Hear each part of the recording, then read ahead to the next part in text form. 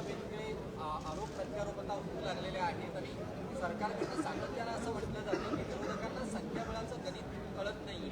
एक मिनिट, तुमचे कॅमेरे रेडी आहेत का?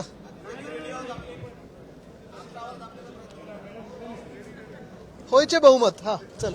विरोधकांकडनं सत्ताधारी असं म्हणतायत की विरोधी पक्षनेत्याच्या बाबतीत जे संख्याबळ आहे हे विरोधकांना कळत नाहीये, त्यामुळे कुठे आता भास्कर जाधवांना सुद्धा कॉर्नर केलं जाते.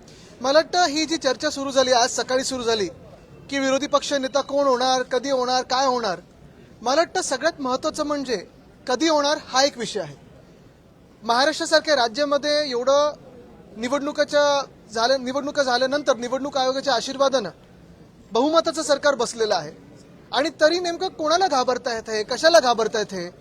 विरोधी पक्ष नेता वरच्या हाऊसमध्ये असेल किंवा खालच्या हाऊस म्हणजे आमच्या विधानसभेत असेल किंवा विधान परिषदेत असेल, दोन्हीकडे नसताना सरकारला नेमकी कशाची भीती आहे?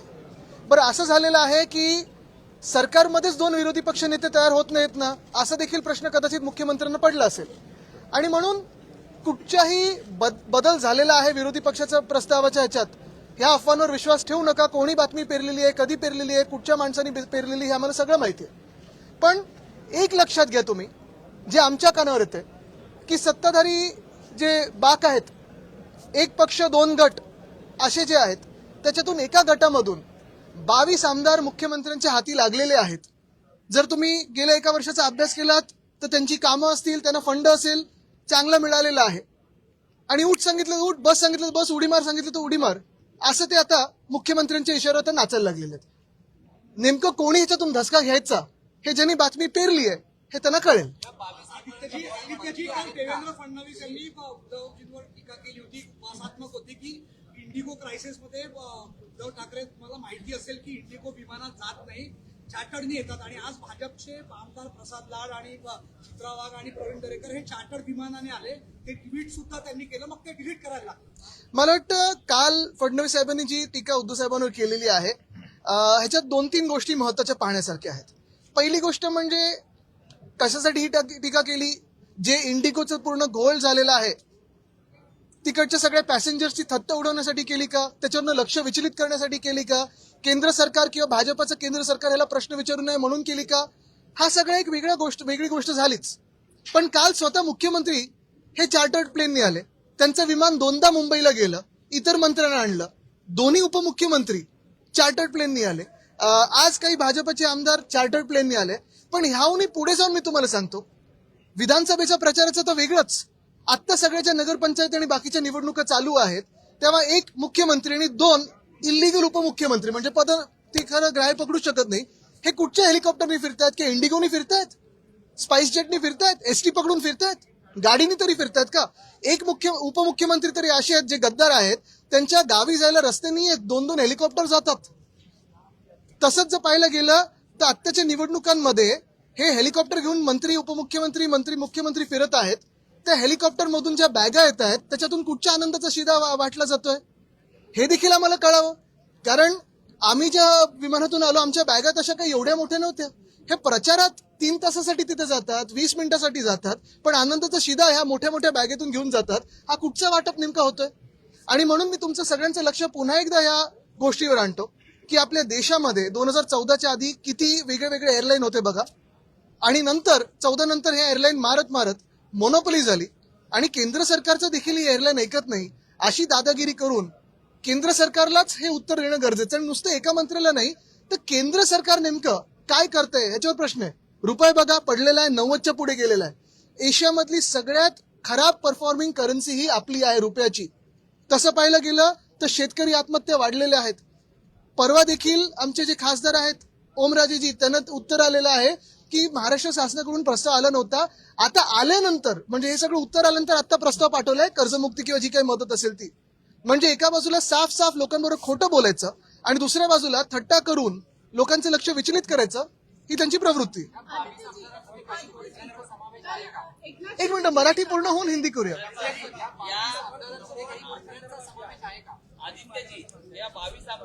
एक मिनिट, हे करून इथे येतो. काय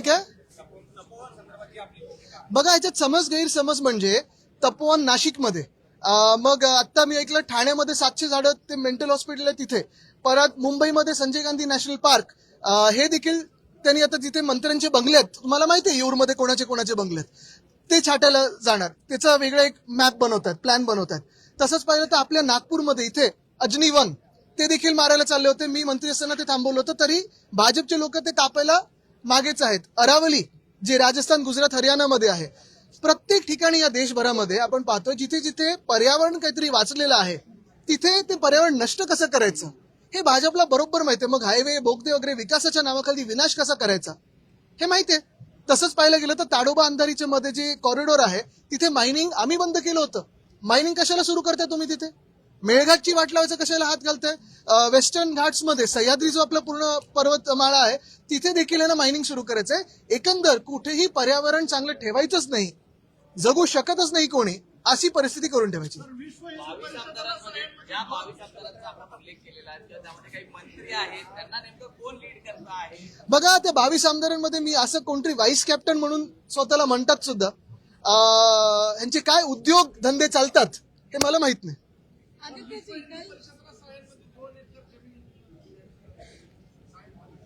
हा पण त्याच्यात पुढे काय नाही, पण त्याच्यात काही अनियमितता आहे का, घोटाळा आहे का, ते असेल तर सांगा, आम्ही आणू लोकांसोबत. सर एकनाथ शिंदे जी का कहना है कि विरोधी पक्ष स्पीड ब्रेकर का काम कर रहा है, हमारा पैर एक्सीलरेटर पे रहता है, उसके बाद भी प्रोजेक्ट्स की धीमी गति क्यों है? बिल्कुल, क्योंकि इनका पैर एक्सीलरेटर पे रहता है लेकिन आंखें पैसों पे रहती है, रास्ते पे नहीं रहती है. इसलिए तो हमें स्पीड ब्रेकर गतिरोधक बनना जरूरी होता है.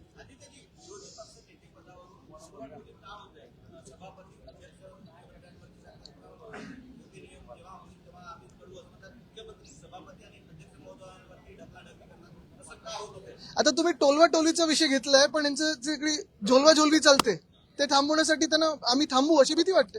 दिवाळी अधिवेशन 2 महिन्याचं घेण्यात यावं असं नाना पटोलेंनी मागणी केली आणि एक मिनिट. जाधवांनी त्याला दुजोरा दिला आहे, पण अध्यक्षांनी किंवा मुख्यमंत्र्यांनी याकडे पाठ फिरवली. हो, कारण थंडीच नाही तर ते हिवाळी अधिवेशन जेव्हा सुरू होईल. पण गंमत जरी बाजूला ठेवली तरी एक महत्वाचं आहे, जे आत सगळी चर्चा होते, अर्थात बीएससीच्या चर्चा बाहेर करत नाही कोणी, बरोबर आहे. पण ते आपण पाहतोय म्हणतात 7 दिवसाचं, चर्चा आहे 5 दिवसात उरकतील.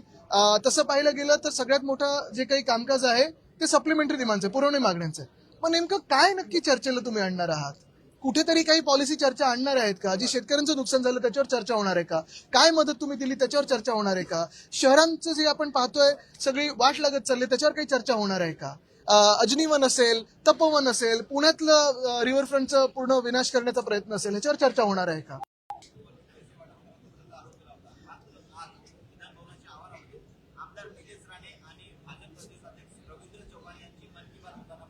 बघा, मी त्यांच्या अंतर्गत विषयावर बोलणार नाही, पण शिवसेना ही एकच आहे आणि शिवसेना उद्धव बाळासाहेब ठाकरे पक्ष हा एकच आहे.